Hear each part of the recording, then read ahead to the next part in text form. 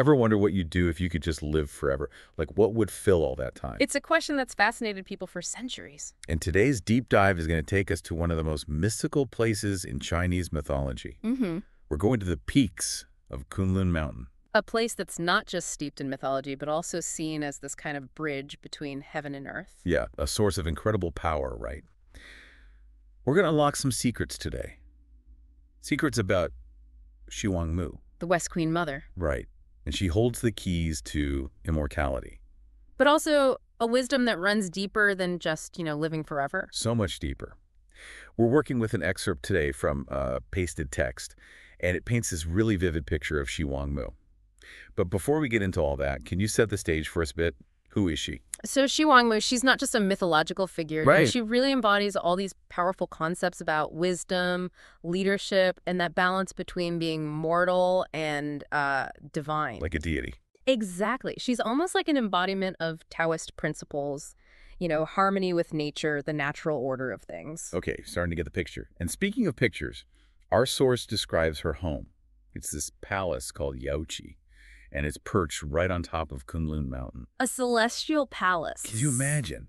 Surrounded by this garden, and it's just bursting with these fantastical fruits. It's an image that immediately establishes her power. Oh, totally. Connected to the earthly realm through the mountain itself, but then the heavens through this incredible palace. Right, because Kunlun Mountain's kind of a big deal, right? Huge. In Chinese mythology, it's often described as the axis mundi.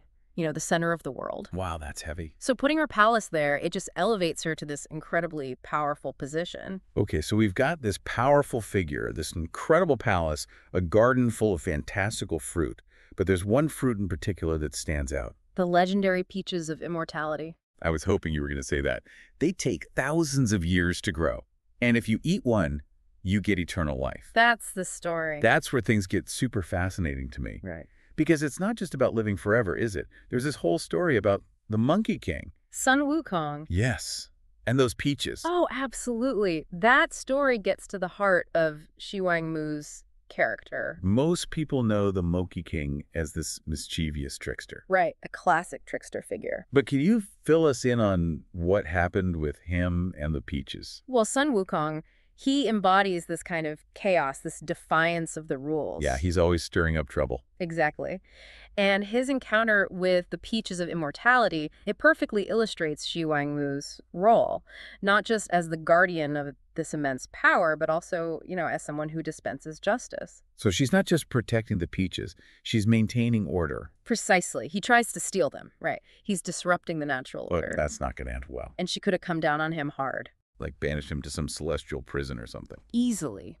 But she doesn't. Instead, she forgives him. Really? Yeah.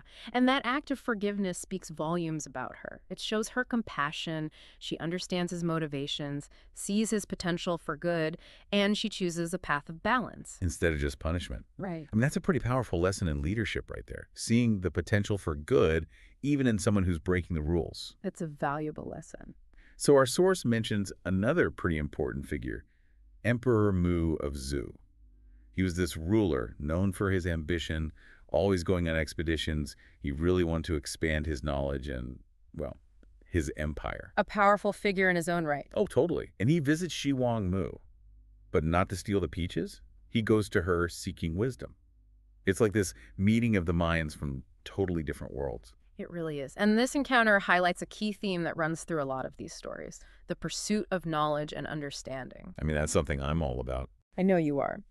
And Emperor Mu, his reign, it was marked by this thirst for knowledge. He wasn't content just ruling his kingdom. He wanted more. He wanted to understand the world around him. So he goes to西王母. You could say she's like the ultimate source of wisdom. The wisest of the wise. And here's the fascinating part. She gives him a peach of immortality. She does. She does. But there's a catch.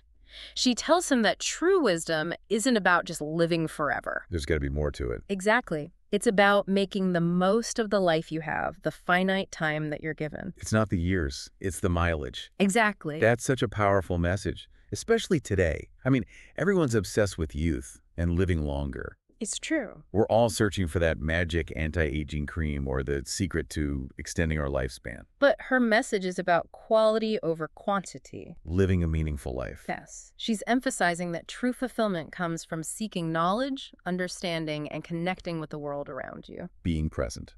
And it's important to remember, she's not just this dispenser of wisdom, she's also this really fascinating figure because she represents a powerful female deity. Oh, yeah, that's huge. Yeah. Especially in a patriarchal society. Exactly.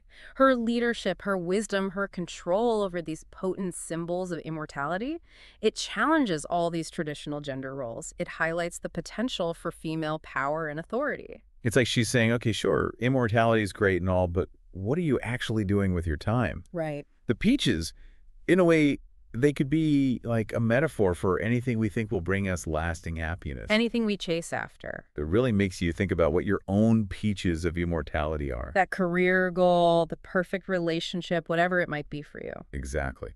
And are we using our time wisely to pursue them? Or are we just chasing after immortality in a sense without really living? And don't forget the symbolism of the peaches themselves. In Chinese culture, peaches represent abundance, prosperity, good fortune. Oh, right, like those lucky cat figurines. Exactly. They're often associated with springtime and renewal. So when she offers the emperor a peach, she's offering him more than just a longer life. She's giving him a chance. She's offering him the potential for a fulfilling and prosperous life. But it's up to him to make the most of it. Wow. I never thought of it that way. Xi Wangmu's story, it's so much more than just some ancient myth. Her legacy extends way beyond those mountain peaks. She's this symbol of wisdom, justice, and the balance between our world and the divine. She transcends time. And the lessons in her story, incredibly relevant to our lives today. So next time you see a peach, maybe think about the Western Quenn Mother for a second. Ask yourself, what really makes for a life well lived? What are your peaches of immortality? And are you using your time wisely to pursue them? That's something worth pondering. Definitely some food for thought.